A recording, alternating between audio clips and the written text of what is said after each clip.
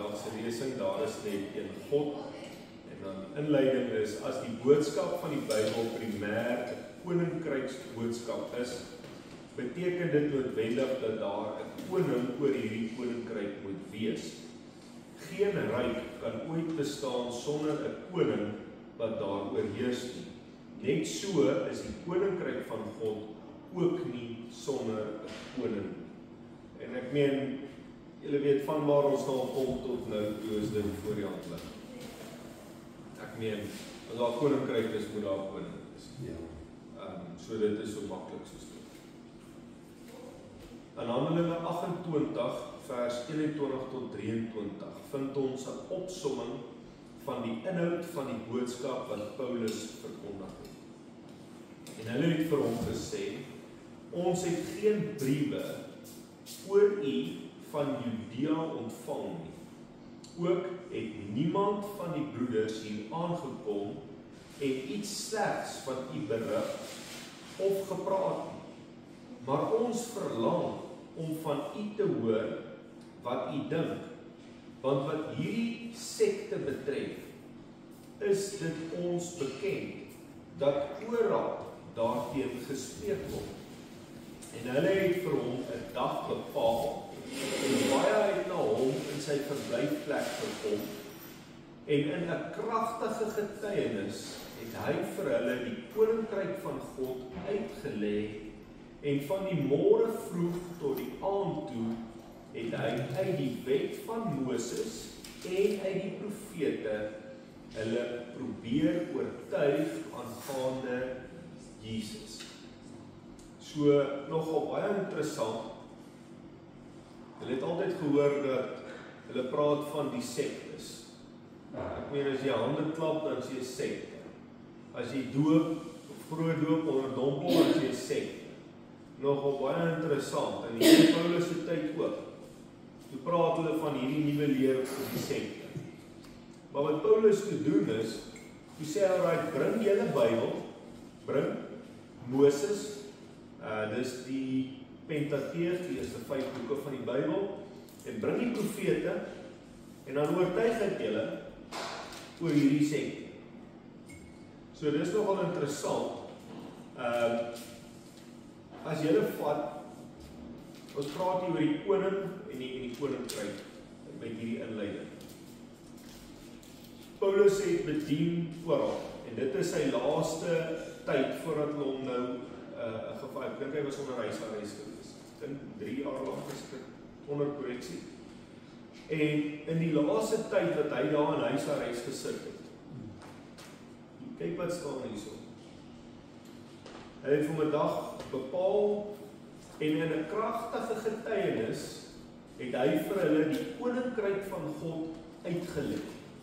So met ander woorde, hy het die koninkryksboodskap gevat, die koninkryk van God en dit vir hulle uitgelê, verduidelik, hulle sê, dis hoe dit lyk, dis hoe dit werk. En van die môre vroeg tot die aand, kyk mooi, uit die wet van Moses en uit die profete hulle oortuig aangaande Jesus. So al die skrifte in die Ou Testament wat vinger gewys het na Jesus die Messias, het hy vir hulle uitgelê. Dit was sy doel. So om hulle te oortuig, wie is Jesus, die wat hulle gekruisig het, wie was hy regtig, en oor sy koninkryk. Alright, so kom ons gaan aan. So hieruit sien ons dat Paulus hom ten doel gestel het om die koninkryk van God vir die mense uit te lê en almal te probeer oortuig aangaande Jesus Christus. Net so vind ons in Handelinge 8 vers 12 'n soortgelyke boodskap. Maar toe hulle Filippus geglo het by die evangelie aangaande die koninkryk van God en die naam van Jesus verkondig het, is hulle gedoop. Nogal interessant hierso. Julle verstaan nou al wat beteken dit. Die evangelie, die goeie nuus aangaande die koninkryk van God en die naam van Jesus Christus. En dit is nogal baie interessant. Daar word baie klem gelê in die Bybel oor die naam van Jesus. Ek dink ons het dit laasweek behandel oor daai toe oor die 7 seuns van Stefan. Onthou julle daai storie wat met die duiwel was wat die naam van Jesus probeer gebruik het? Ja, daai wat ja. Onthou julle ons het dit gelees? Wat wou magic doen met sy naam wat kof. Toe het hy so wat op. So die groot is die krag lê in Jesus naam. En ons het klomp verse behandel, ons al dink is laasweek of voorlaasweek. En alles wat julle doen, in woord of in daad, doen dit in die naam van Jesus. Al daai goeders. So dis duidelik dat beide Paulus en Filippus die evangelie van die koninkryk van God met Jesus verbind. Dit bring ons by die vraag: hoe pas Jesus in God se koninkryk in? Kom ons kyk bietjie na die ewige bestaan van God. Om die bogenoemde vraag te beantwoord, moet ons weet dat die koninkryk van God, wat die koninkryk van God behels. Ons het reeds in module 1 gesien dat die woord koninkryk saamgestel is in 2 woorde, en dit ken julle nou, koning en ryk of king en dominion.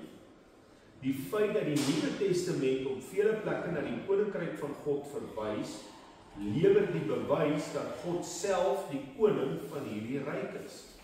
In opsomming verwys die koninkryk van God na God se heerskappy. Dawid beskryf hierdie koninkryk en heerskappy van God in Psalm 145, vers 11 tot 13, waar hy sê: Al u werke loof u, o Here, en u gunsgenote prys u. Hulle, met ander woorde, God se werke, God se skepping, God se gunsgenote, maak melding van die heerlikheid van u koninkryk en spreek van u mag om aan die mensekinders sy magtige dade bekend te maak. En die glansryke heerlikheid van sy koninkryk. U koninkryk is 'n koninkryk van alle eeue en u heerskappy duur deur al die geslagte. So ja, hier is 'n klomp goed, ons gaan nou verder lees. So Dawid lig bietjie 'n flits hier op die koninkryk. So eerste instansie praat hy van die werke, die skepping, verklaar u, maak melding van die heerlikheid. En dan sê hy daarso, die koninkryk is van alle eeue. So dis 'n koninkryk wat van altyd af was. So God se heerskappy is van ewigheid tot ewigheid. En dan sê hy, u heerskappy duur deur al die geslagte. So van Adam tot die laaste mens wat op hierdie aarde sal wees, sal God se heerskappy nog steeds daar wees. Alright. So dis nogal 'n kwaai stelling wat hy maak. So Dawid verklaar onomwonde dat God se koninkryk 'n koninkryk van alle eeue is en dat God se heerskappy deur al die geslagte duur. By implikasie beteken dit dat God van altyd af koning oor alles is. Bottom line. Paulus bevestig dit in Romeine 1 vers 19 en 20, om wat van God geken word in hulle openbaar is, want God het dit aan hulle geopenbaar. Want sy onsigbare dinge kan van die skepping van die wêreld af, met ander woorde van die begin af, in sy werke verstaan en duidelik gesien word, naamlik sy ewige krag en goddelikheid, sodat hulle geen verontskuldiging het nie. Ek is baie lief vir hierdie vers.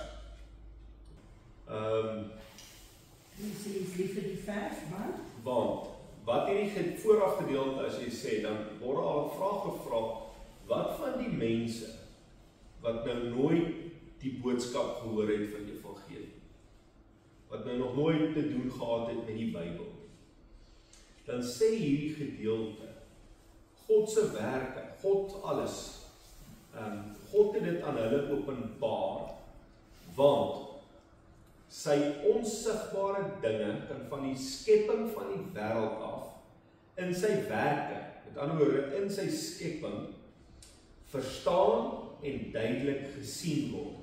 Dan sê hulle, wat is dit? Sy ewige krag en goddelikheid, sodat hulle geen verontskuldiging het nie. So met ander woorde, as jy na die skepping kyk, en jy kyk na wat God gemaak het, en jy kyk na die aarde, dan sê jy die skrif, dan kan jy duidelik sien, daar's 'n God wat hierdie goed gemaak het. Daar's 'n God wat bestaan. Daar's 'n God wat ewig krag het om alles te onderhou. En weet julle wat is scary van hierdie hele ding? 'n Ateïs praat teen dit. Ek luister 'n ding van John Lennox wat sê die logika van 'n mens, as jy 'n kar sien, dan vra jy, dan moet iemand wees wat die kar gemaak het. So, die ou wat die kar gemaak het, dis die ou. Dis hoekom hulle daar kar is. So die kar sê vir jou, dan moet iemand wees wat die kar gemaak het. As jy 'n pragtige tuin sien, dan sê jy, wat waar is die tuinier? Dan moet 'n tuinier wees wat dit in stand hou. So as jy na die skepping kyk, dan sê jy, dan moet jy sê, jou logika moet wees, wie hou dit in stand? Wie het dit gemaak? Wie alles hoe alles werk. En hulle glo dit. Hulle sê dit het gebeur met random chance. En ja, of evolusie of daar goed is. Presies, al daai goed, maar So, dis wat ek nou wil gevra. Kan jy vir een hierdie vers, want baie mense sal vir jou sê, ja, maar waar kom God vandaan? Jy weet, en dan, wat jy sê, want God sê, hy is van ewigheid, tot ewigheid, en God was, en hy is, en hy sal altyd wees. Baie ateïste is lief vir daai vers, en ek geniet weer ou Kent Hovind in sy jong dae. Hy het een of ander professor gedebatteer. En as jy dit op YouTube soek, dan sê dit kry. En dit was verskriklik baie. Die ou het so lang ding, en hy vertel eintlik hoe oulik is hy, want hy het nou Kent Hovind in 'n strik vraag. En hy kyk hom so, en hy sê vir hom, alright, hy verduidelik hom, wie is God alles, en hy sê vir hom, wie wat, ek stem 100% saam met jou, want daar is een ding wat jy moet verstaan. Jy praat van 'n created God. Want as jy vra, waar is God, wie het hom gemaak, alles, dan praat jy van 'n God wat gemaak is. En ons noem dit idols. So ons glo nie aan dit. So ons glo nie aan die God wat jy nou net verduidelik het. Ons God is van ewigheid tot ewigheid. En dit alles gemaak. Dis die God wat ons aanbid. Die een wat jy verduidelik, of wat die eerste verduidelik, moet ook deur iemand gemaak gewees het dan. Wie's daai een dan? Dis die God. Dis afgod. Ja. So hy trek net daai parallel daar en sê daar ou stryd. Luister nie, moenie 'n afgod vir my bring en sê dis jou God nie. Dit is nie my God. 'n God wat gemaak is 'n afgod. Klaar. En dis nie werd om aanbid te word. So, en ook wat saam met hierdie vers gaan wat kwaai is, dat as jy na die skepping kyk, dan moet jy sê, waar is die skepping? Wie dit gemaak? En wat nog interessant is ook, hoekom hierdie tribes, kan ek nou maar sê, wat nog nooit van die woord van God, hoekom maak hulle mekaar dood? Ja, daar's verseker geweld, maar as jy die norm vat, hoekom is dit die norm daar? Nie as daai jou pad maak staan dood, en dan jy geen gevolg. Gaan kyk die. Dis nie 'n norm om net dood te maak en alles nie, hulle as 'n sekere moral law, morele waardesisteem, wat binne in daai tribe funksioneer. Dis nie net chaos nie. Ek wil sê daar's meer chaos in die wêreld hier buite wat almal gehoor het van die evangelie, as wat daar is. Men van die Boesmans en die Khoisan wat hier was. En dis heel eenvoudig. Wat is die vrug waarvan Adam en Eva geëet het? Die boom? Ja, die boom van. kennis en goed en kwaad. Dit is die vrug van die boom, van die kennis van goed en kwaad. Maar soos ek sê, ons sê nie, die Bybel sê nie, dis 'n appel nie, almal sê dis 'n appel. Ek wil Maar tog jy wil nie wat sê. Nou, ek sê nie wat die vrug het is nie, hè? Ek praat van die boom. Okay. Alright. So, toe hulle die boom eet, wat gebeur? Toe gaan sy oor, toe kry hulle die kennis. Toe sien hulle. Kennis van goed en kwaad. So elke mens onder hierdie son weet wat's reg en verkeerd. Niemand hoef dit vir jou te sê. Jy weet. Toe hulle daai boom eet, toe kry die hele mensdom kennis van goed en kwaad. En daarom hoef jy nie eers 'n Bybel te hê. Jy weet hier binne wat's reg en wat's verkeerd. So, daar's geen verontskilliging. Want dit is so eenvoudig, die boom sê presies wat is dit. Want hoe het hulle al geweet hulle is kaal? Toe weet hulle het daai kennis ontvang. Toe weet hulle, jy moet klere aantrek. So die klomp nudiste het 'n probleem. Want Adam en Eva was enigste mense. Daar's hier ander mense wat niks nie, is man en vrou. Toe weet hulle ons moet klere kry. Hoekom? Hulle weet wat's reg en hulle weet wat's verkeerd. Preek dit bietjie van die hoërskool. Ek weet of jy nudiste dit. Hoërskooldogtertjies met skrapsklere, jy kan maar dit vir hulle preek. Ons sê, wie wat, kom terug na jou pa toe, want koop veel langer broek, of langer rok. Jy weet dis verkeerd. Ja, hoe so dit. So ja, so nou is ons helemaal van die topic af. Ag, ja. Alright. Toe maar ons kry die praktiese verduideliking. Alright. So, die onsigbare dinge waarna Paulus hier verwys, is God se ewige krag en sy goddelikheid. Die King James gebruik hierdie woord Godhead, wat na die godheid van hierdie skepper verwys. As ons dus meer van God se godheid wil leer ken, moet ons by die verhaal van die skepping begin. So nou gaan ons reguit skepping. So vroeg soos Genesis 1 vers 1 ontmoet ons reeds hierdie God en hier leer ons hom ken as die skepper van die hemel en die aarde. So julle volg nou nog ons roete. Ons het begin by die koninkryk en toe sien ons dat hierdie koninkryk moet 'n koning hê en toe leer ons uit die skrif uit dat hierdie koning bestaan van alle eeue af en alle tye af. En nou begin ons so 'n bietjie te kyk wie is hierdie koning. En toe het ons gekyk dat sy koninkryk is van die begin van die skepping af en jy kan dit sien. Nou is ons by Genesis. So in vers 1 sê hy in die begin het God die hemel en die aarde geskape. Dit beteken dat God voor alles is en God ook ewig en alles wat geskep is, het deur hom ontstaan. Alle teorie met betrekking tot die skepping wat nie by God begin nie, is vals en 'n misleiding van Satan self. So,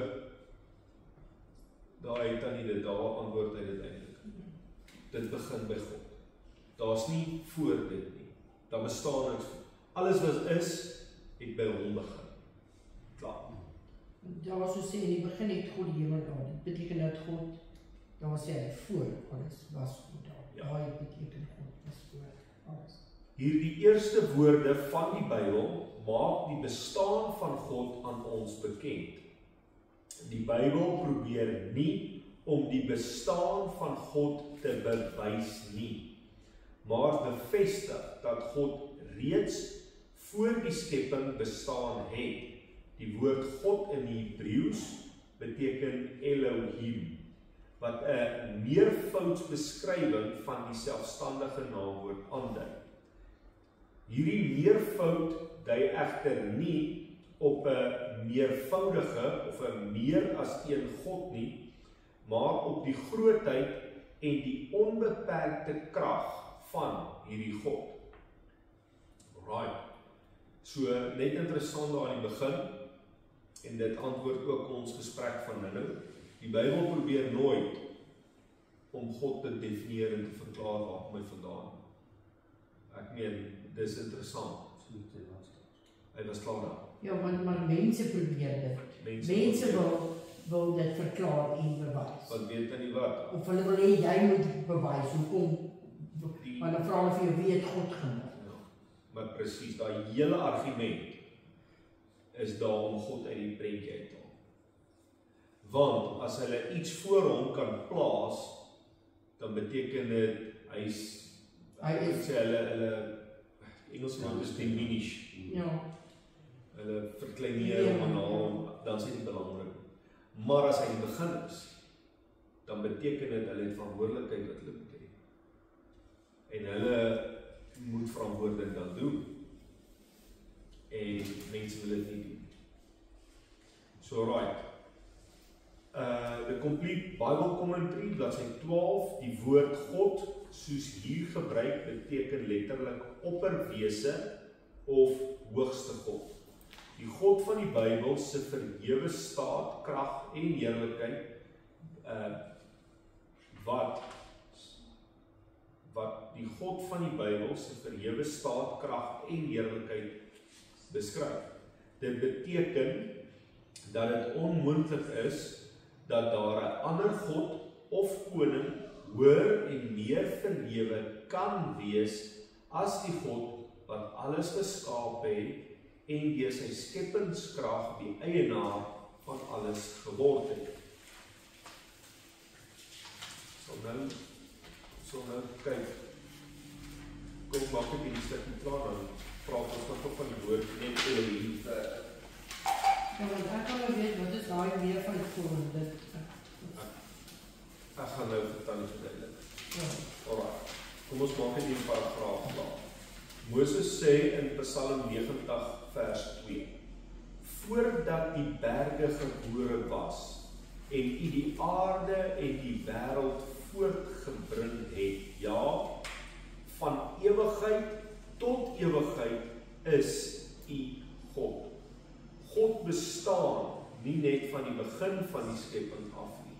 Sy bestaan is van ewigheid tot ewigheid. In vers 4 sien ons dat selfs tyd geen effek op God se bestaan het nie. Die woord ewigheid dui op 'n tydlose staat, want 1000 jaar is in u oë soos die dag van gister as dit verbyskiet en soos 'n nagpaal. God is nie in tyd nie, maar tyd is in God. God is dus die eienaar van die heelal en daarom heers hy ook as koning oor alles. So baie interessant, en dit moet julle mooi verstaan, dit is baie kragtig. God is nie in tyd nie. Hy is nie gekoppel aan tyd nie. God het tyd gemaak. Ek moet sê, as jy gaan stil word, jy dink daaraan, dan begin jou brein so bietjie klop, want jy kan dit nie lekker uitredeneer. Ek meen, as jy mooi dink, God het die dag gemaak, ek sê die eerste dag, die tweede dag, en net die son, en alles wat die hele stelsel wat tyd ander. Het was dag, en het was nag, die tweede dag. Dink 'n bietjie, dis geskaap. Dis moeilik om in jou kop te begryp, God funksioneer nie in tyd nie. Hy is nie gejaag, want dis nou, die dag is verby. Hy beweeg buite tyd. Dink bietjie aan dit. So daarom dink almal, wanneer kom hy oor 3 dae of 4, dit maak nie saak. Hy is buite dit. Dis hoekom ewigheid in God. Hy is van ewigheid tot ewigheid. Hoe lang is ewigheid? 1000 jaar? 10.000, 100 miljoen? Infinity. So as jy dit regtig gaan stil sit en dink, nee, dan maak jy kop op verseer. Want ons kan nie funksioneer buite tyd. Ek meen tyd jaag ons, tyd druk ons. Ek meen al soveel tyd in 'n dag. Ek meen nou, dan gaan ons huis toe en slaap ons en maak ons ook dan 'n dag verby. Nie 'n dag. Ons die dag amper al 4 ure oud. En dink 'n bietjie, God beweeg buite dit. Volgens is dit nie nou Woensdag 27ste. Hy het dit geskep en hy govern dit en daar sekere tye wat hy bepaal het in sy skepping, maar hy funksioneer buite dit. So dit is nou nogal kwaad. En daar is op Psalm 90 gaan praat hy net weer van ewigheid tot ewigheid. So die woordjie Elohim, dit is nogal 'n baie woord, want dit verwys na 'n meervoudsvorm. So hulle verwys baie daarna, dit is 'n koninklike woord. As jy byvoorbeeld vat die koningin van Engeland, as sy nou wys, dan praat sy van ons, maar sy is een persoon. Dis nie sy en wie en wat nog nie. Sy baie keer, we did this, we decide that. Maar dis sy wat die besluit geneem. Dis nie sy en haar drie imaginary mense nie, of wat ook al nie. So hoekom gebruik sy dit? Sy is die koningin. Dit dui op haar koninklikheid, haar koningskap. So dan gebruik sy die meervoudsvorm. So dit is 'n koninklike woord. So om terug te gaan wat sy opperwese, hoogste God, hoogste gesag. So dis maar die Hebreëse woord wat gebruik word om God te beskryf, want hoe anders kan jy God beskryf? Daar is nie eintlik 'n woord om sy grootheid te beskryf. So dis hoekom hulle dit so doen. Dan weer 'n paragraaf daarso is die opskrif daar, God is gees. Die tweede aspek met betrekking tot God in Genesis 1 vir ons uitgelig is die feit dat God in wese gees is. Ek dink is dit Johannes 4:24. God is gees en die wat hom aanbid moet hom in gees en waarheid aanbid, as hy reg is. Alright, so God is gees. Die aarde was woes en leeg en duisternis was op die wêreld vloed. En die gees van God het gesweef op die waters. Johannes 4:24, hier staan: God is gees en die wat hom aanbid, moet in gees en waarheid aanbid. Uit hierdie skrifte is dit duidelik dat God nie 'n gees het nie, maar dat hy gees is. So, dis ook nogal goed om dit te verstaan. God is gees. God het nie 'n gees. Ons is 'n mens, ons is 'n vleeslike wese en ons is 'n gees, wat gees, siel en liggaam. Maar ons is gees en ons woon in 'n liggaam en ons het 'n sielsdimensie. Okay. Want ek meen as jy doodgaan, dan is jy nie gone forever nie. Jy bly nog, jou gees bly. Alright. So, God is gees. Paulus sê in 2 Korintiërs 3:17. Die Here is die gees en waar die gees van die Here is, daar is vryheid. Tydens Jesus se verskyning aan sy disippels na sy opstanding, toe hy in 'n liggaamlike gedaante aan sy disippels verskyn het, het Jesus vir hulle in, is dit Lukas? Lukas, net een. Ja. 24 vers 39 gesê, kyk na my hande en my voete, want dit is ek self. Voel aan my en kyk, want 'n gees het nie vlees en bene, soos julle sien dat ek het nie. So, met hierdie woorde definieer Jesus vir ons die feit dat 'n gees nie 'n stoffelike liggaam het nie, maar 'n onsigbare wese is wat nie deur die natuurlike sintuie waargeneem kan word nie. As God dan gees is, verklaar ons dat hy stofloos en vir die menslike oë onsigbaar is. Hy besit dus nie 'n stoffelike liggaam soos ons nie. In Exodus 33 vers 20 sê God dat geen mens sy wese sal kan aanskou en bly lewe nie. Jy kan my aangesig nie sien nie, want geen mens kan my sien en bly lewe nie. Dis nou Exodus 33.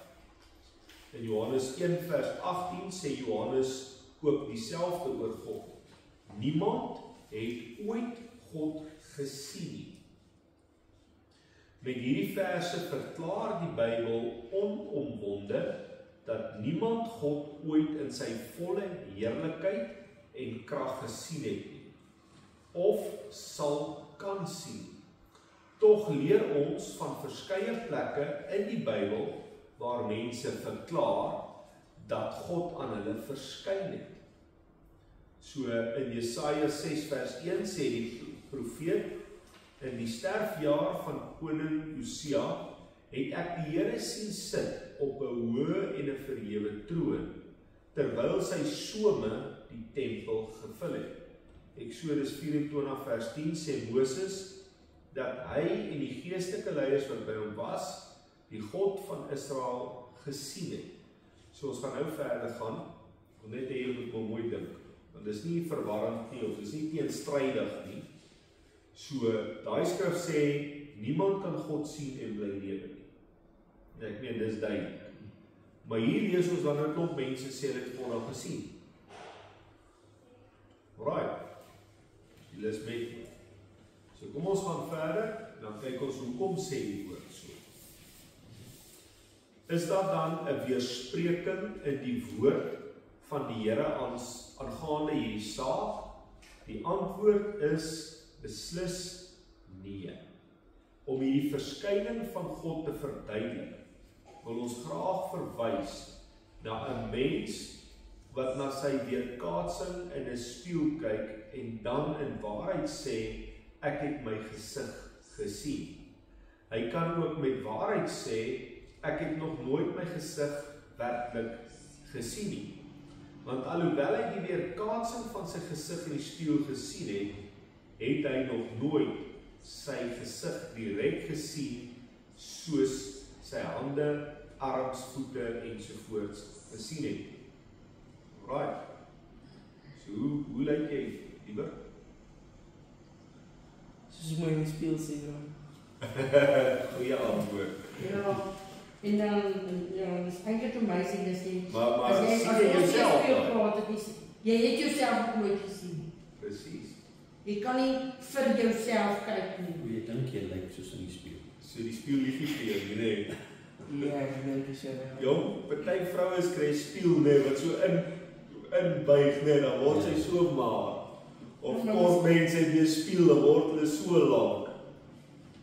Dit is nie die gym ook sulke spieëls nie. Ja, ons het nie daar spieëls nie, maar ons speel lig vir jou.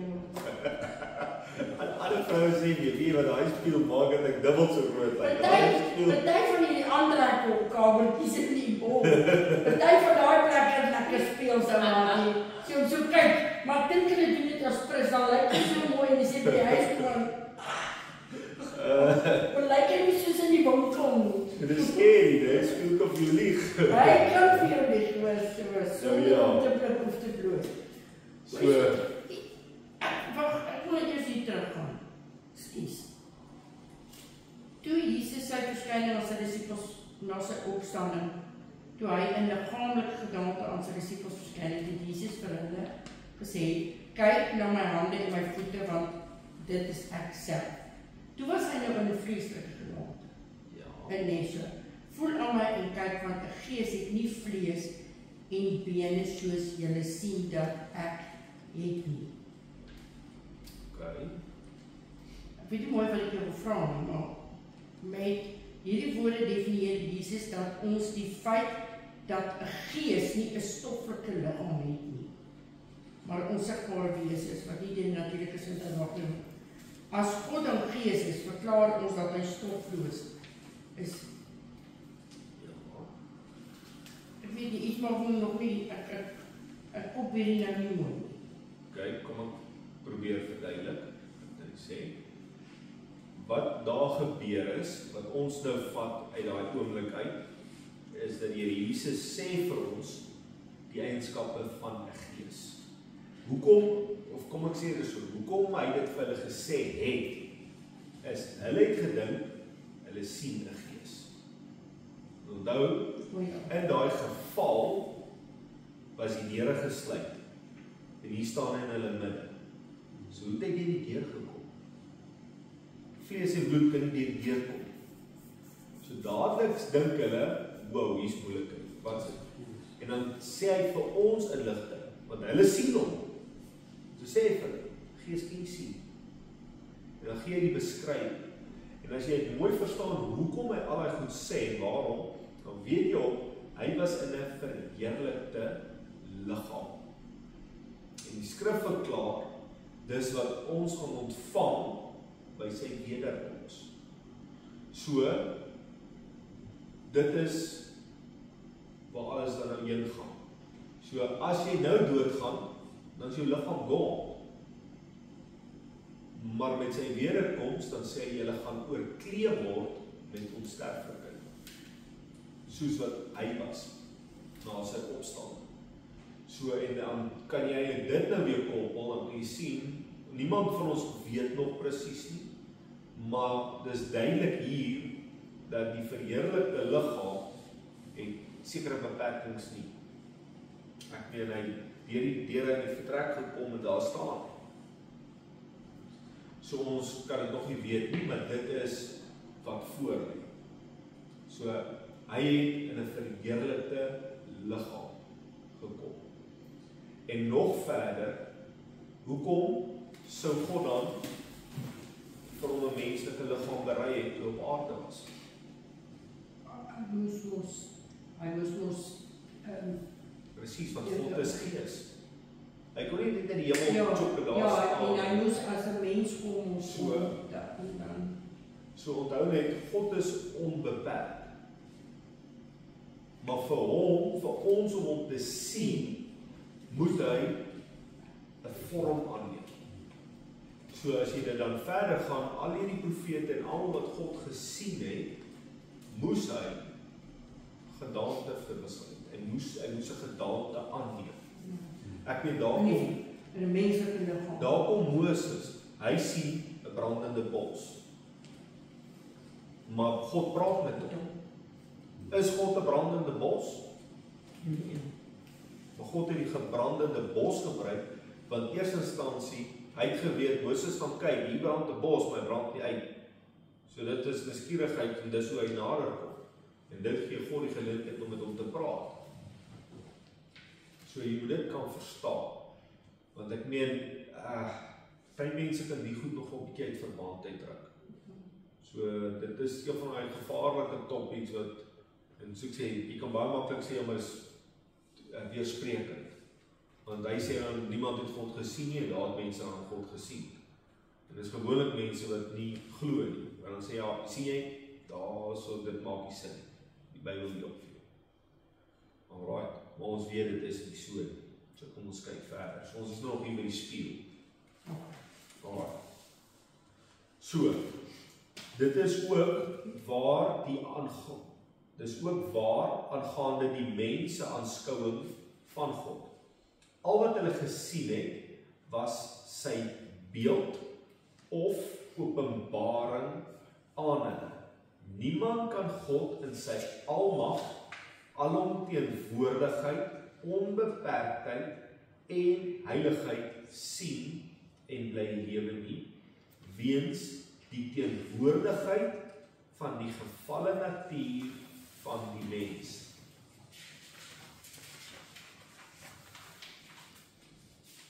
So, kom ons begin daar. Daar is net een God. Is dit al wat ons nou hier moes leer? Alright, God is gees. So daar mense wat dan nou sê, hulle het God gesien, was eintlik net 'n beeld of 'n openbaring van God wat hulle gesien het. Ja. Verseker. Want hulle, ja, nie God self nie. Ja, want ek meen, God het hom geopenbaar reg deur die eeue aan die mens in soos ek sê verskillende vorme. Dit was 'n brandende bos. Waar nog? Ek meen, daar's 'n donkie wat gepraat het. Verskillende goeters.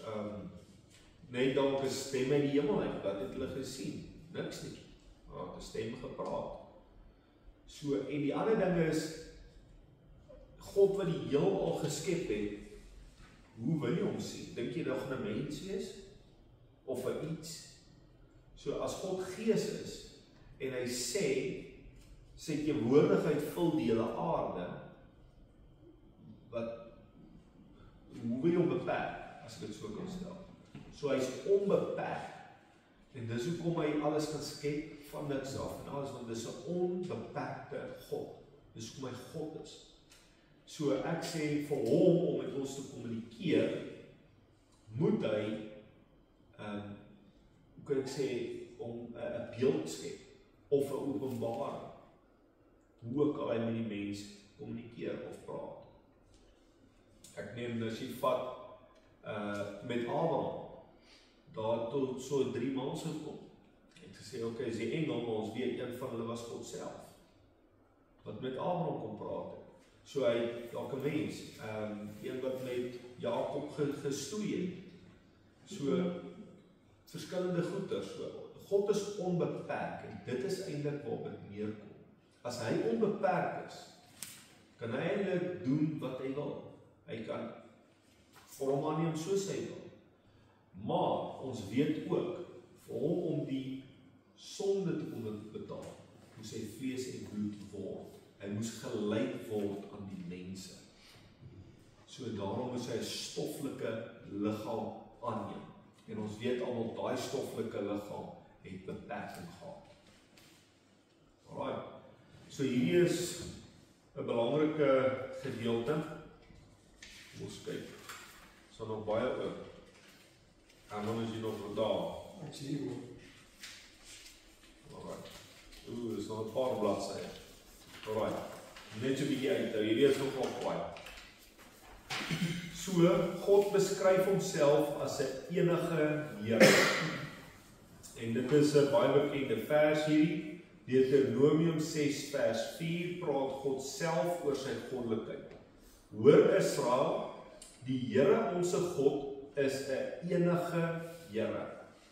Ons het reeds gesien dat Paulus in Romeine 1:19 tot 21 verklaar dat ons God se ewige krag en sy godheid deur sy skepingswerke kan leer ken, en daarom gaan ons weer terug na Genesis 1 toe. Net so vinnig oor Deuteronomium 6 vers 4. Kyk, dit is die Joodse skrif. Dis dit. En dit is ook hoekom niemand anders kan verklaar dat hulle God is nie, want dan raak hy mense besit, want hulle glo Deuteronomium 6 vers 4. As jy hele gedeelte verder lees, dan staan dit, skerp met jou kinders in. Sit dit op jou deurposte. Ek dink jy moet dit in 'n halsband of iets op jou voorkop dra, aan jou arm of iets, maar dit is verskriklik erg hoe hulle baas op Deuteronomium 6 vers 4. En dan verklaar jy ook, verstaan jy ook, hoekom hulle Jesus gekruisig het. Want hier kom 'n man, en hy sê hy is God. En hulle weet, geen mens kan sê, is God, maar hulle het obviously die skrifte verstaan daai tyd, en dis wat Paulus wil probeer verduidelik. So daarom het hom gekruisig, want hoe kan jy wat 'n mens sê is God? Daar is net een God. Klaar. Alright. So, terug na Genesis toe, vers 26, daar maak die Bybel die volgende verklaring oor God, en God het gesê, hier kom kontroversie. Laat ons mense maak na ons beeld, na ons gelykenis. In die lig van God se verklaring aan Israel in Deuteronomium 6 vers 4, lyk dit of daar 'n teenstrydigheid in die inligting tussen die twee verse is. In die New King James vertaling is Deuteronomium 6 vers 4 weergegee. Hear, O Israel, the Lord our God, the Lord is one. Die Hebreëse woord vir enige is Eshad, wat een beteken. In die Spirit-filled Bible word hierdie woorde as volg verklaar. One, a unit, united. Eshad serves to portray the same range of meaning as one, does in English from the narrowest sense, one and only, and one only. As in Ecclesiastes. Ja. Ek weet nie wat is dit nie, maar Petrus spreek het so uit. Is dit nie, wat is Ecclesiastes?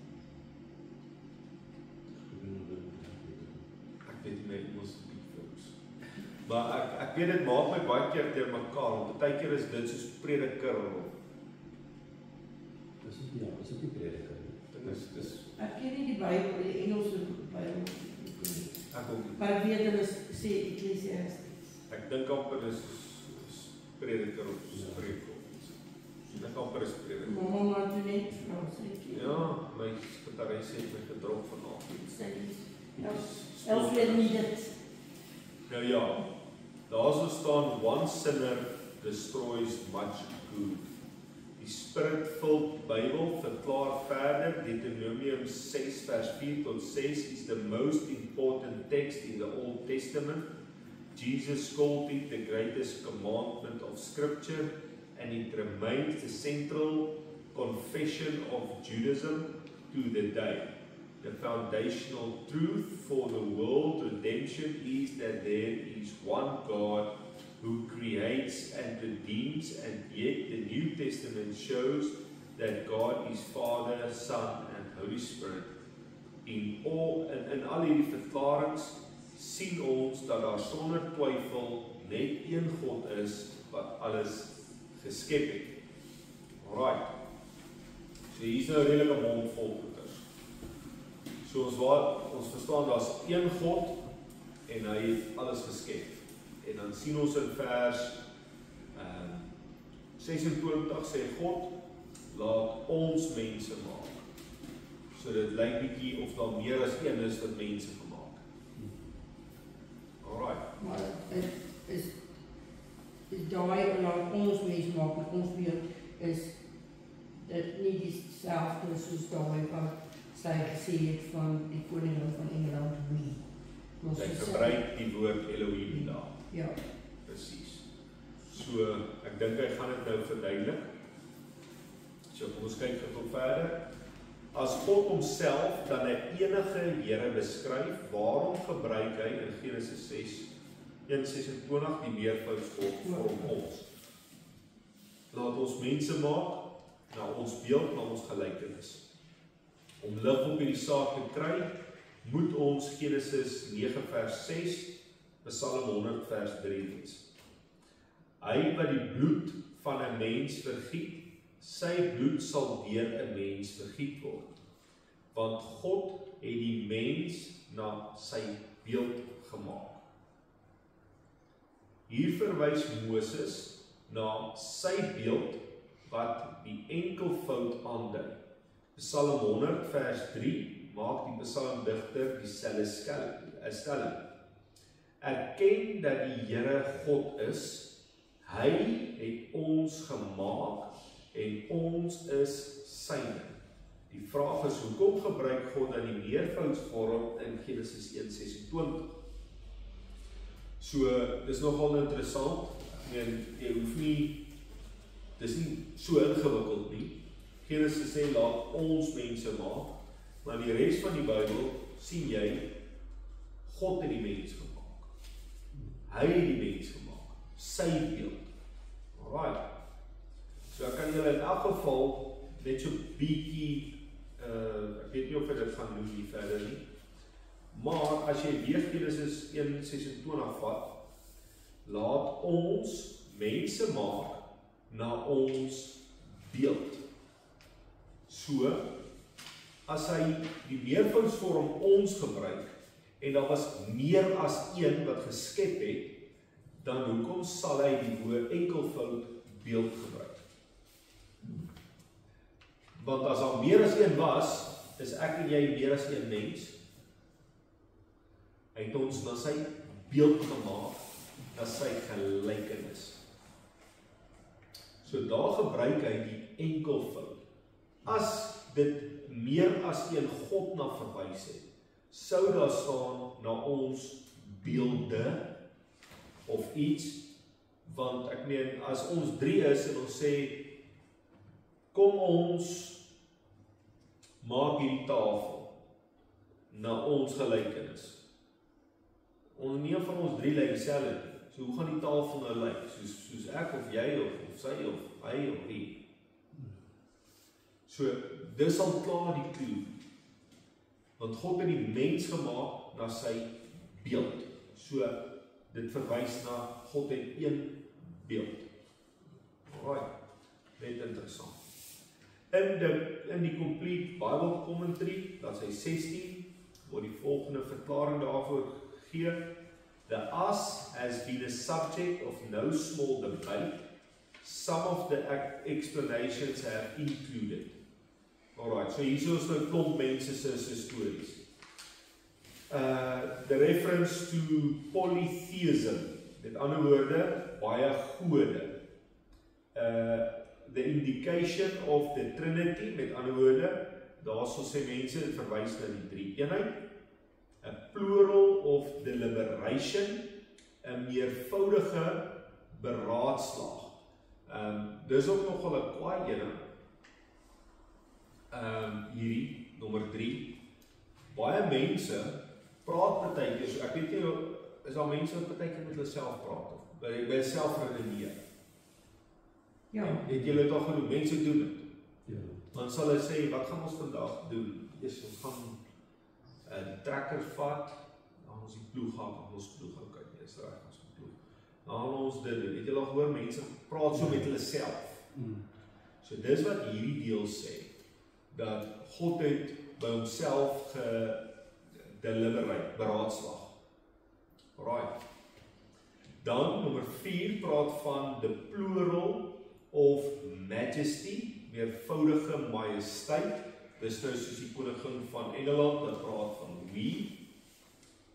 A plural of the fullness of attributes and powers. Met ander woorde, die meervoudige volheid van die eienskappe en krag.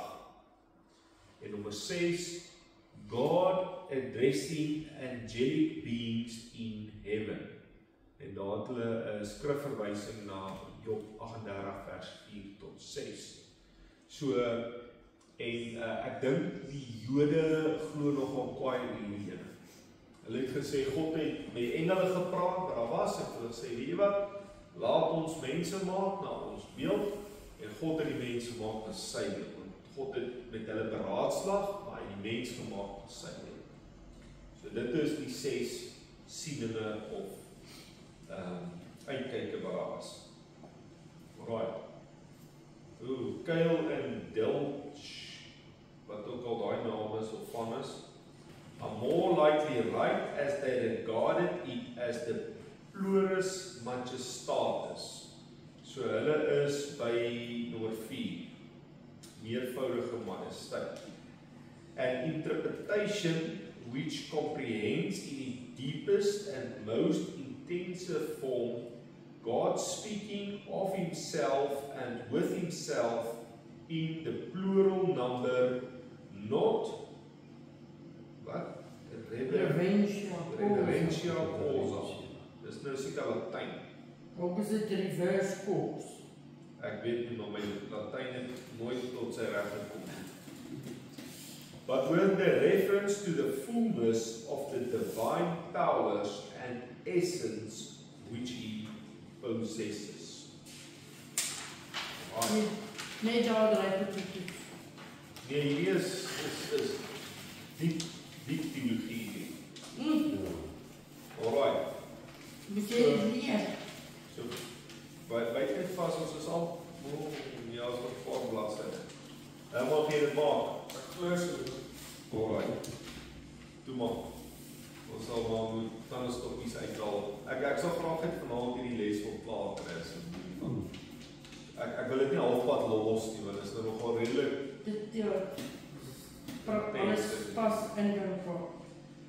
So die volgende verklaring uit the Bible Commentary for Bible Students, Volume 1, lei as volg. As regards to the use of plural here.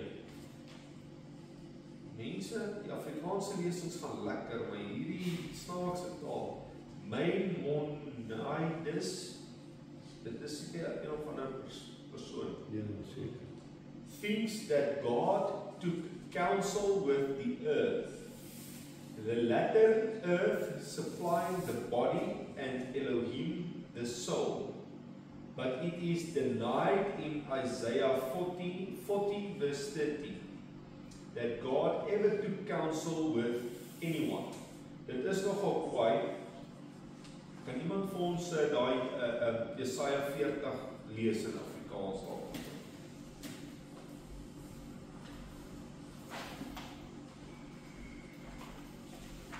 Ons tog net die Afrikaans en kry maar klein daar staan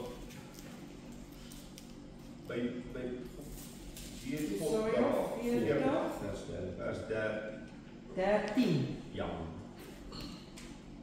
Wie het die gees van die Here bestuur en as sy raadsman hom onderrig? So, daarso sê Jesaja, wie het God onderrig? Met wie hy beraadslaag? Oor die skepping. Alraai, so hierdie ou wat gesê het, God het counsel gevat, hy het raad gevra, toe die skepping, dit gaan nie werk nie, want daar is 'n skrif wat dit teenbewys. Alright. The Jewish interpreters generally think that the angels are meant. More truly and more relevantly, we may say that the first chapter of Genesis is the chapter of mysteries. And just as the wind of God, in verse 2, was the pregnant germ which grew into revelation of the Holy Ghost, so in Elohim, the many powers concentrated in one being, lies the germ of the doctrine of plurality of persons in the divine unity. It's not a formal proof of the Trinity, nor do believers in this inspiration of the Holy Scriptures so use it. Bible commentary, ons het baie Engels nou gedoen. Alright. Van ons net so stil. Ja, nee. Moeilik is moeilik en ons moe en ons Kom ons kyk na die Afrikaanse weergawe. Uit die bogenoemde verklaring is dit duidelik dat die algemene siening met betrekkings tot die meervoudsvorm ons nie na 'n meervoudige God verwys of ook na die teenwoordigheid van meer as een God nie, maar eerder na die grootheid en die almag van God, waarna Jesaja 66 vers 1 verwys. Die hemel is my troon en die aarde die voetbank van my voete. So net om die eenvoudige deel, ons praat nou van 'n mond vol goed, daar's nie meer as een God nie. Ek dink amper daar's geen Christen wat glo, ware Christen glo, hy aanbid meer as een God. Ek dink almal is reg deur die bank, daar is net een God. Bottom line. Meer van ons is daai wat polytheïst, ek is polytheïst. Ja. Want anders as dit meer as een God is, dan begin dit gevaarlik raak, want dan is dit hier en daai en daai en daai en dan moet bid jy na vir 3 en 4 en 5 en ons doen nie dit. Die Bybel is duidelik, daar is net een God. So ek weet nie waar iemand van my verskil op dit nie, Nee. maar ek glo ons almal glo. Ons weet die mense wat glo dat God drie is. Ja. So ons sal nog bietjie dit ondersoek. Ja. Verder is dit ook duidelik dat die Bybelstudente nie die ons behoort te gebruik om die leerstelling van die drie-eenheid van God te versterk nie. as Kiel en Delitzsch sê, dat die gebruik van die meervoudsvorm ons verwys na die pluralis majestatis, sê hulle dit na aanleiding van die feit dat daar altyd in die Hebreëse skryfstyl na die meervoudsin verwys word om iets groots, majesteus en verhewe te beskryf. Campbell Morgan maak die volgende stelling: We are concerned, however, with the word that Moses used, Elohim. Elohim is the Hebrew plural, and there are those who see in this suggestion of the Trinity. Personally, I am never convinced that there is anything of value in that suggestion. The Hebrew language applies the plural of in an intensive way when it desired to signify that the thing referring to by the noun itself is superlative. Great chapter of the Bible, page 15. Weereens sien ons dat die meervoudsvorm nie na die meervoud van gode of persone in die godheid verwys nie, maar eerder dui op die meervoudige deugde en eienskappe van die een God. Van wie Deuteronomium 6 vers 4 sê, hoor Israel, die Here, onze God is 'n enige Here. In Engels sê, the Lord, our God the Lord is one. Die vraag is, kan ons dit ook met ander skrifte in die Bybel staaf? Nou julle weet, ek sê maar saam dat, kom ons van julle woord, en ons blaai deur die woord en ons kyk wat sê die hele skrif. Die vraag is, kan ons dit met ander skrifte staaf? Die antwoord is ja. Genesis 1:26 sê, laat ons mense maak na ons beeld, na ons gelykenis. Indien die ons enigsins na meer as een God verwys, moet die woorde beeld en gelykenis ook in die meervoudsvorm geskryf is. Die beeld en gelykenis waarna hier verwys word, is in enkelvoud geskryf, wat direk na God self verwys. In vers 27 staan, en God het die mens geskape na sy beeld, na die beeld van God het hy hom geskape, man en vrou het hy hulle geskape. So, dit is baie kwaad. Want ek meen, almal afhang vas by Genesis 1 vers 26, waarna hy verwys ons. Maar as jy vers 27 saam met dit lees, dan kan jy duidelik verstaan dat hy praat net vir homself. En ek gaan dit net gou vir julle doen. Julle sien, die Bybel is eintlik baie akkuraat. Alright. En God het gesê, dit is 26, laat ons mense maak na ons beeld, na ons gelykenis. Laat hulle heers oor die visse van die see en die voëls van die hemel en die vee en oor die hele aarde en oor al die diere wat op die aarde kruip. En God het die mens geskape na sy beeld, na die beeld van God het hy hom geskape, man en vrou het hulle geskape. So weer eens, as dit na meervoud verwys, dan sou vers 27 verseker anders moes gelyk het. Want ek meen, daar sê, en God het die mens geskape na sy beeld, na die beeld van God. Anders moes daar al gestaan, na ons beeld. Ja. So dit is baie duidelik, 'n mens moet net lees en aanhou lees en al daai goeds. So, indien die ons enigsins na meer as een God verwys, moes die woorde beeld en gelykenis ook in die meer, ons is al klaar daarvan. Alright. So, en daar het hulle geskape, man en vrou. Ons moet onthou dat die Hebreëse woord vir God, soos hier gebruik, Elohim is. So interessant, wat hy hierso sê, as jy na die Hebreëus kyk, vers 26 word die woord Elohim gebruik, wat nou na die meervoudsvorm verwys, maar ook in vers 27. En daar is alles enkelvoud. Alright, so baie interessant. Alright, toe God Moses in Exodus 7 vers 1 na Farao stuur, het God vir hom die volgende gesê: kyk, ek stel jou as 'n God vir Farao. En daar het hy ook die woord Elohim gebruik.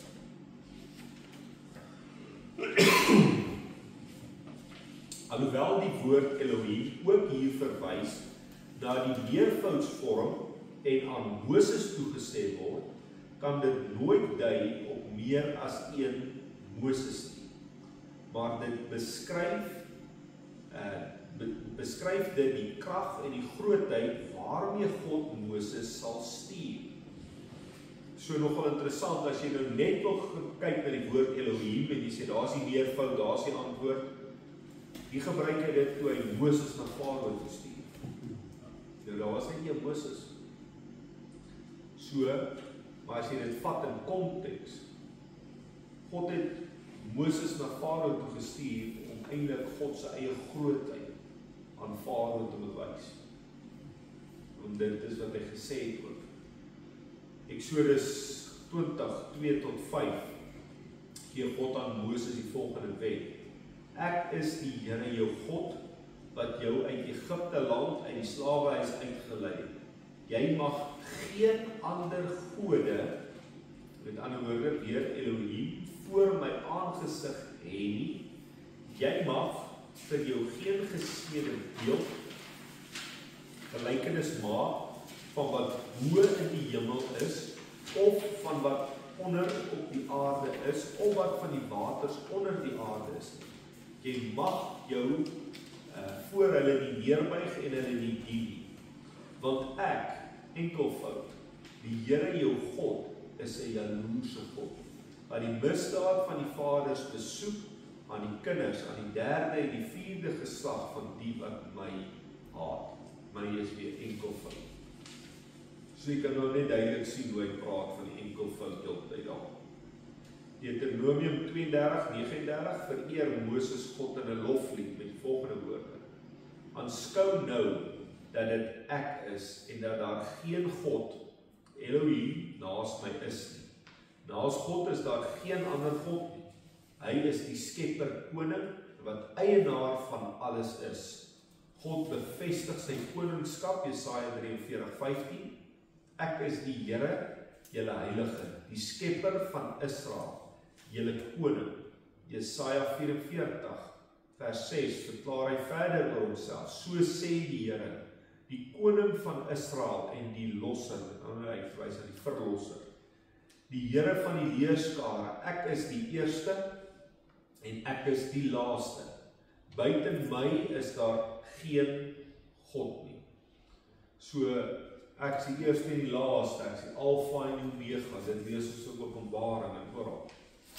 In vers 24 vra God of daar iemand by hom was toe hy die skepping gemaak het.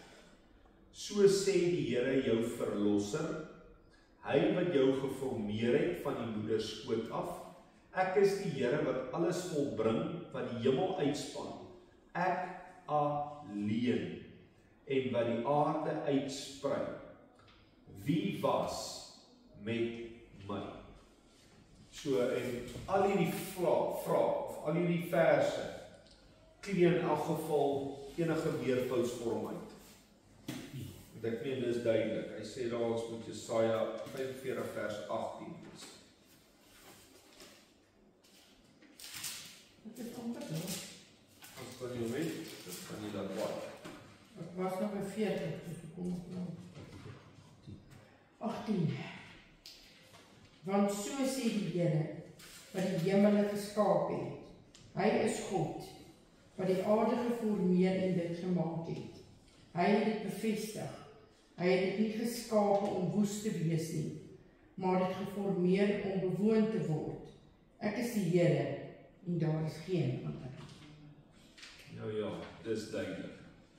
Ok, die volgende skrifte bevestig hierdie hoëgenoemde feit, en ek wil net vir julle sê, ek weet dit is nogal heavy op die brein hier, veral as jy dan nog 'n bietjie moeg is, Herman, ek weet, toe ek het doen het ek baie in die aande ver gery, maar ek moet dit vir julle gee, ek moet al hierdie skrifte vir julle gee, dat julle kan sien, die Bybel weerspreek hom. Ek meen, ek wil nie vir julle sê, ja, glo dit, en sê julle, ja, maar waar kom jy vandaan? Waar het jy dit uit? So nee, dit staan hier. Staan in die woord, en die woord bevestig homself. Alright. So, Maleagi 2 vers 10. Het ons nie almal een Vader nie? Het een God ons nie geskaap het? So as jy nou die Genesis vers hier langs sit, nee, dis baie duidelik. Het een God ons nie geskaap het. Korintiërs 8 vers 5 tot 6. Want al is daar ook sogenaamde gode, of dit in die hemel en of dit op die aarde is, soos daar baie gode en baie here, tog is daar vir ons maar een God, die Vader, uit wie alles is, en ons tot hom, een Here Jesus, deur wie alles is, en ons deur hom. Alright, so dadelik sien hy vergelyk alles. Alles is dieselfde net hier. Romeine 3:30. Aangesien dit inderdaad een God is, wat die besnedenis sal regverdig uit die geloof en die onbesnedenis deur die geloof. Efesiërs 4 vers 4 tot 6. Dit is een liggaam en een gees, soos julle ook geroep is in een hoop van julle roeping, een Here, een geloof, een doop, een God en Vader van almal, wat oor almal en deur almal in julle almal is. Hierdie is nogal eintlik 'n kwaai vers, want ek meen hy verwys na een Here, na een God en in julle almal en al daai goeders. Maar baie mense lees partykeer mis dat hy praat van een geloof en hy praat ook net van een doop. Sien julle dit dan? So daar is net een doop. So dit diskwalifiseer enige mens wat bykom. So hy verwys direk net na die doop wat die Bybel na verwys. Een Here, een God, een geloof, dis ook baie. Daar kan nie vreemde gelowe wees nie. As baie kerke daar. Maar al die kerke, as hulle nie dieselfde geloof het in die woord van God en in hierdie een God nie, dan het jy 'n probleem. Dit maak dit verskillend.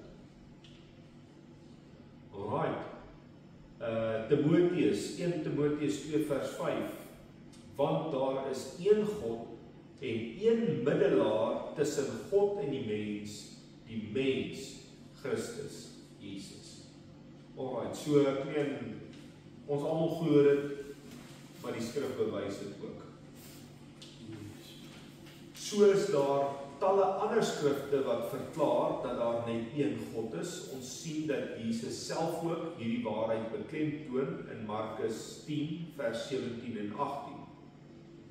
Daar hardloop 'n ryk jong man na Jesus toe en terwyl hy voor hom neerval, vra hy: "Goeie meester, wat moet ek doen om die ewige lewe te beerwe?" Julle ken daai vraag. En Jesus sê vir hom: "Waarom noem jy my goed? Niemand is goed nie, behalwe een, naamlik God." Baie interessante vraag, want hierso verwys Jesus na net God is goed. Maar hier kom hierdie ou en hy sê vir Jesus: "Goeie meester." Maar hoekom? Julle weet nie. So met hierdie woorde sien ons dat Jesus self ook die gedagte onderskryf dat God 'n enige Here is, soos hy eengesit in Deuteronomium 6 vers 4. In Markus 12:28 tot 31 vind ons Jesus se spontane houding met betrekking tot hierdie wet. En toe een van die skrifgeleerdes wat bygekom het hulle hoor rede twis en wis dat hy hulle goed geantwoord het, vra hy vir hom, 'n stukkie van die skrifgeleerdes, en hy vra vir die Here Jesus, wat is die eerste gebod van almal? En Jesus antwoord hom, die eerste van al die gebooie is, Deuteronomium 6 vers 4. Hoor Israel, die Here onse God is 'n enige Here, en jy moet die Here jou God lief hê uit jou hele hart, en uit jou hele siel, en uit jou hele verstand, en uit jou hele krag. Dit is die eerste gebod, en die tweede hieraan gelyk is dit, jy moet jou naaste lief hê soos jouself. Daar's geen gebod groter nie. So op hierdie stelling van Jesus maak die skrifgeleerde die volgende opmerking in vers 32. Goed, meester, u het met waarheid gesê dat God een is en daar geen ander is as hy nie. Op hierdie antwoord van die skrifgeleerde sê Jesus vir hom in vers 34, jy is nie ver van die koninkryk van God af nie. Dit is nogal 'n interessante stelling. Hy kom hier, hy sê, alright, wat is die eerste gebod? Jesus antwoord. Hoor Israel, basies Deuteronomium 6 vers 4. Dan sê hy, Here, u het goed geantwoord dat daar net een God is en daar's geen ander God. En dan sê die Jesus terug vir hom, jy is nie ver van die koninkryk af. Jy is nie ver van die heerskappy van God af. Interessant. Hieruit leer ons dat 'n ware openbaring oor die godheid van God, sy koningskap en heerskappy en naaste liefde ons sal lei om nader aan God se koninkryk te kom. Dit is duidelik dat die God van die skepping net een God is. As daar dan net een God is, waarom beskryf die Nuwe Testament die godheid van God met die volgende woorde: die Vader, die Seun en die Heilige Gees? So, baie interessant op hierdie aanvanklike lesing. Daar is net een God. Daai een God is die koning van hierdie koninkryk. Hy is die heerser van die heerskappy. En nou ja, nou los hy ons met 'n vraag en dit van ons volgende week antwoord.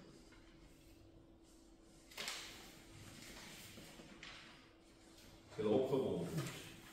Ja, ons altyd lekker om meer te doen.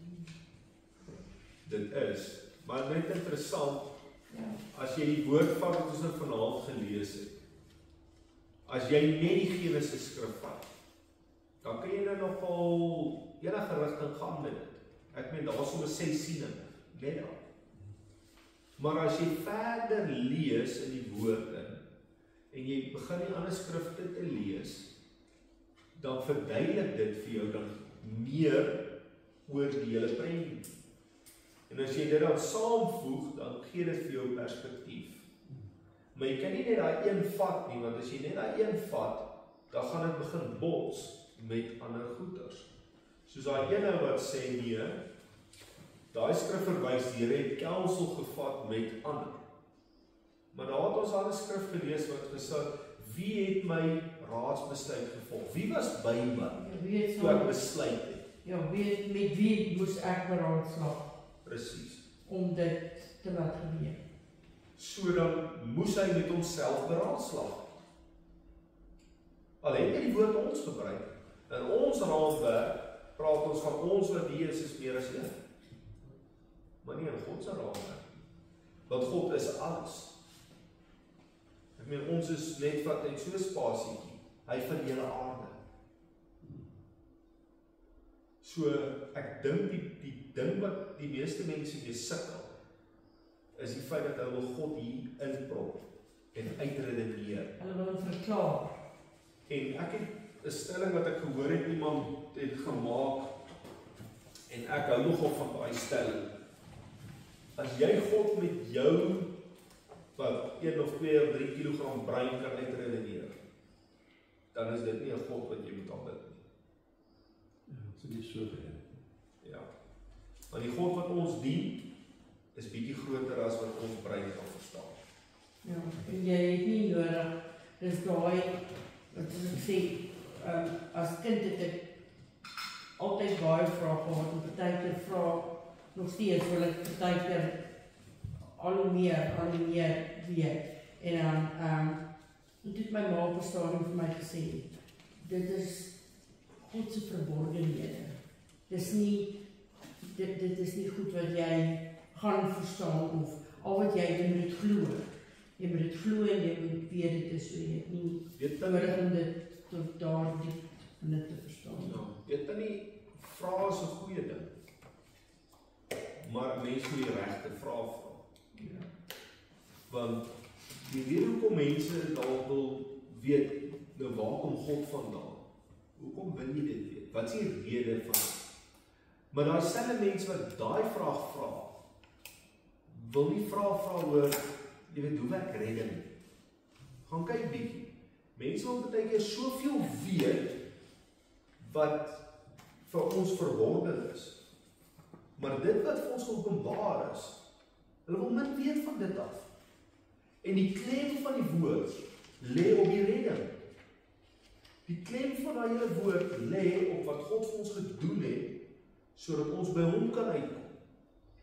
Nou wil mense buiten dit al hierdie vrae vra, want dis vir hulle belangrik. Maar ek sê die woord lê vir jou die klem waar jy die vraag moet vra.